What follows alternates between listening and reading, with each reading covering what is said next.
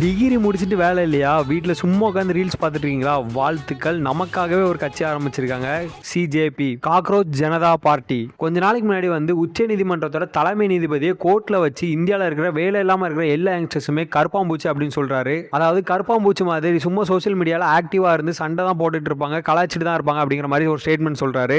எங்களையாடா கருப்பாம்பூச்சி அப்படின்னு சொல்றேன்ட்டு அஜிதீப் தீப்கே அப்படிங்கிற இவர் ஒரு கட்சி ஆரம்பிக்கிறாரு, அதாவது பேஜ் ஆரம்பிக்கிறாரு. வித்தின் 5 daysலேயே இந்தியாவில் இருக்கிற 2 பெரிய கட்சிகளை தோக்கடிச்சு நம்பர் 1 இடத்துல வந்திருக்கு, அதாவது சோசியல் மீடியால. இது சும்மா பிளாட்டுக்குன்னு ஆரம்பிச்ச கட்சின்னு நினைச்சீங்கன்னா அதான் இல்ல. இந்த கட்சிக்குன்னு மேனிஃபெஸ்டோ இருக்கு. அதாவது நீங்க இந்த கட்சியில சேரணும்னா 3 தகுதிகள் வேணும் உங்களுக்கு. முதல் விஷயம் நீங்க அன்எம்ப்ளாய்டா இருக்கணும். அதுக்கப்புறம் இன்னொரு விஷயம் நீங்க ஒரு சோம்பேறியா இருக்கணும். அதுக்கப்புறம் நீங்க 24 hours ஆன்லைன்ல இருக்கணும். இந்த தகுதியெல்லாம் அவங்ககிட்ட இருந்தா நீங்க இந்த கட்சியில சேர்ந்துக்கலாம். இந்த ஆன்லைன் நடக்கக்கூடிய இந்த ஒரு விஷயத்தை பார்க்கும்போது நம்ம எல்லாருக்குமே காமெடியா தெரியும். ஆனா இதுக்கு பின்னாடி ரொம்ப பெரிய வழி இருக்கு. இப்போ ரீசெண்டா NEET exam question paper leak ஆல நிறைய ஸ்டூடெண்ட்ஸ் இறந்திருக்காங்க. அது மட்டும் இல்லாம வேலை இல்லாம நிறைய பேர் தவிச்சிட்டு இருக்காங்க இந்த நாட்டில். அந்த யங்ஸ்டர்ஸோட வழி எல்லாமே சேர்ந்து தான் இப்போ கருப்பாம்பூச்சா ஒரு அவதாரம் எடுத்திருக்கு. ஸோ இதான் உண்மை. இந்த அரசியல்வாதிங்க, இந்த சொசைட்டி எவ்வளோ பேர் செருப்பால் அடித்தாலும் இந்த கருப்பாம்பூச்சி சாகாதுன்னு தான் நினைக்கிறேன். ஸோ இதை பற்றின உங்களோட கருத்தை கமெண்ட்ல சொல்லிட்டு உங்களுக்கு தெரிஞ்ச கருப்பாம்பூச்சி ஃப்ரெண்டுக்கு இந்த வீடியோவை ஷேர் பண்ணி விட்டுருங்க.